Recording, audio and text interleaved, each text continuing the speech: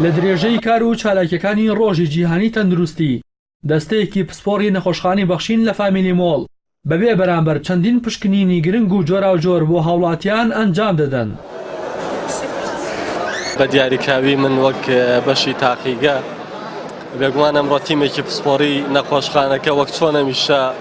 لە خزمەتی خەڵکا بوو پێمان باش بوو لە ساڵ ڕۆژی تەندروستیدا بەشداری لە مەراسیمێکی لەم جۆرەیە بکەین لێرەش پێشوازی لە ئەو بەڕێزانەکەین کە بەدوای ئەوەن بۆ نمونە بزانن جۆری خوێنەکەیان یاخود ڕێژەی شەکرەکەیان. ئێمە لە خستخانەم دوو جیازەمان هەیە ئەمە فەحسان هەر کەسە بچێتە سەری فەحسێکی بۆکەین کە چەوری دڵ و جگەر و ڤیتامین و پرۆتین و ئاو کانزای لەشت پێڵێ و ینی سێ کەس دەتوانێت ببلە ئەمە یەکێک کێشی زیاد بێ بیێ دای بەزێنێ هەیەکی کێشی کەم بەبیێ زیای بکەم مناڵێک کە باڵای کورد بێت و بیێ باڵای بەرزکەن. هاوڵاتیان ئەم هەنگاوەی نەخۆشخانەی بەخشین بەرز دەنرخێن و بە هەوڵێکی کاریگەری بڵاوکردنەوەی خۆشیاری تەندروستی دەزان و هیوای بەردەوامی ئەم جۆرە هەڵمەتانە دەخوازن. دەستیان خۆش بێکارێکی چاکە خەڵکی سوپادەی لەکە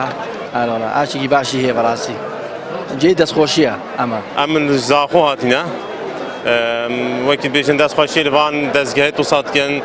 و دەستگایەکی گەلەی جانە ئەوە خێرخوازیەکە گەلە باشە. هەڵمەتێکی چوار ڕۆژەی نەخۆشخانەی بەخشین بۆ سەردانیان بۆ فامیلی مۆڵ بە تایبەتی کارفور فەحسەکان ئەکەن بێ بەرامبەر بۆ کارمەندەکان و بۆ خەڵکی دەریشەوە دەستخۆشیان لەکەن بە خێربەن سەرچاو شتێکی زۆر باش و سوود باشە. خەڵک دێ هەموو کێشانەی بەرپرسی ڕاگەاندنی نەخۆشخانەی بەخشین ئاماژە بۆ دەکات وەک پیشەی هەمیشەییان کە خزمەتکردنی هاوڵاتیانە بێ جیاواتی و بە شێوەیەکی قازانجنەویستانە ئەم ستافیان هێناوەتە نێو فامیلی مۆڵ و چەندین پشکنین بەبێ بەرامبەر ئەنجام دەدەن کە نرخی بەشێکی پشکنینەکان لە بازار دەگاتە 800,000. ئێمە وەکو نەخۆشخانەی بەخشین ئێمە بە تیمێکی تەواو کە خەڵکانێکی زۆر بەشداریە دێنە سەردانی ئەم مۆڵە ئێمە لە پسپۆڕەکانی پێست لە پسپۆڕی هەناوی لە پسپۆڕی خۆراک و گەشەی منداڵ هەروەها لە تاقیگە تیمێکی تەواو کاملمان هێناوەتە ناو فامیلی مۆڵ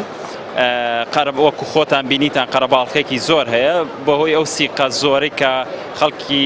هەرێمی کوردستان بە نەخۆشخانەی بەخشین هەیە فەحسێکی هەیە هەر لە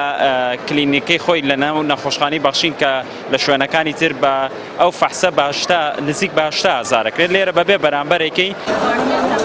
هەڵمەتی هۆشیارکردنەوەی هاوڵاتیان لەلایەن ستافی نەخۆشخانەی بەخشین بۆ ماوەی 4 ڕۆژی دیکە بەردەوام دەبێت و شەوانە لە کاتژمێر 6 سەر لە ئێوارە تا 11 شەو لە پشکنین و پێدانی ڕێنمایی بێ بەرامبەر